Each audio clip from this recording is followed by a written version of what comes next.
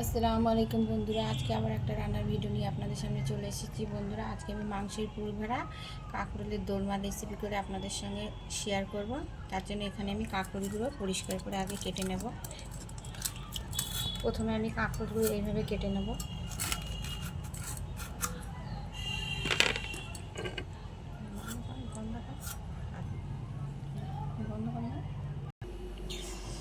এখানে আমি সমস্ত উপকরণ রেডি করে নিয়েছি। কাঁকরোল, মাংস, পেঁয়াজ, আলু, পেঁয়াজ, টমেটো আর এখানে সমস্ত রকমের মশলা আমি সমস্ত কিছু রেডি করে নিয়েছি।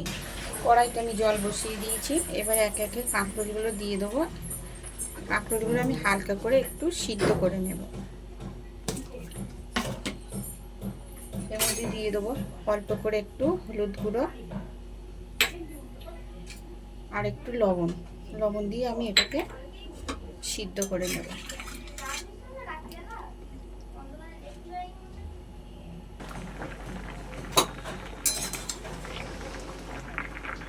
কাঁকরোলটা আমার সিদ্ধ হয়ে গেছে, এবারে নামিয়ে নেব।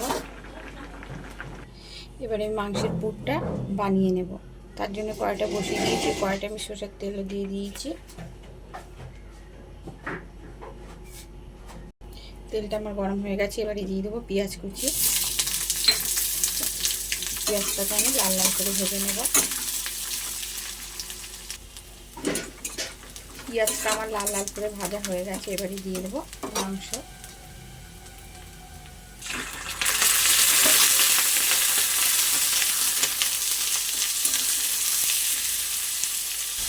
এই দিয়ে দেবো লবণ।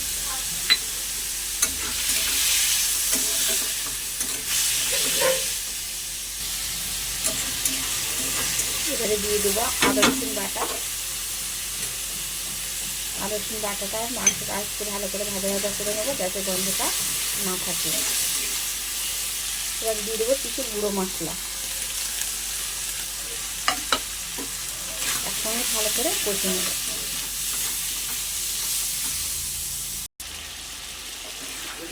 মাংসটা আমার খুব ভালো করে কষানো হয়ে গেছে। এবার পরিমাণ মতো জল দিয়ে দেবো।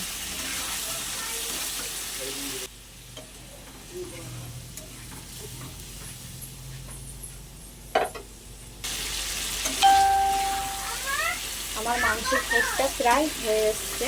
এবারে দিয়ে দেবো সিদ্ধ করে রাখা গ্রেট করা আলু। মাংসের সঙ্গে ভালো করে আমি মিশিয়ে দেবো। আমার পুরটা একদম রেডি হয়ে গেছে। এবার এটা আমি নামিয়ে নেব। পুরটা আমার একদম রেডি। আর কাঁকরোলগুলোকে এইভাবে সিদ্ধ করার পরে চামচের আগা দিয়ে এই যে ছাড়িয়ে নিয়েছি। এবার আমি মাংসের পুরটাকে কাঁকরোলের মধ্যে ভরে নেব। মাংসের পুরটা আমি কাঁকরোলের মধ্যে এইভাবে ভরে নিয়েছি। বন্ধুরা,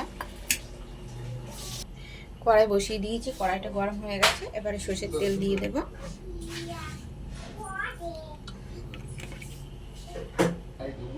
তেলটা আমার গরম হয়ে গেছে। এবারে আমি কাঁকরোলগুলো আস্তে ওপর নিচে করে ভেজে নেব।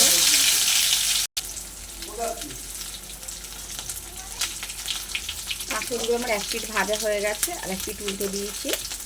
এবার আমি তুলে নেব। এবার ওই তেলের মধ্যে দেবো পেঁয়াজ পাতা, শুকনো লঙ্কা, দারচিনি, লবঙ্গ, এলাচ। ফোড়নটা হয়ে গেছে। এবারে দিয়ে দেবো টমেটো কুচি।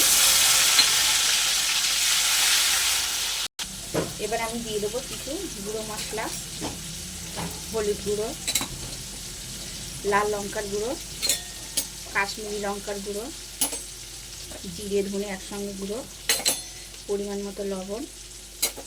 সব কিছু একসঙ্গে ভালো করে কষে নেব।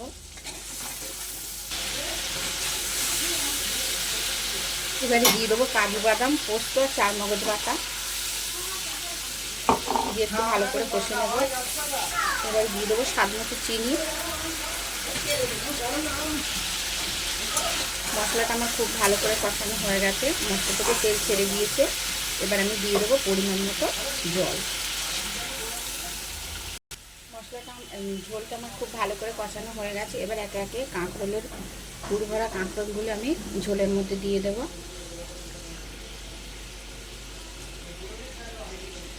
দিয়ে দেবো কটা কাঁচা লঙ্কা।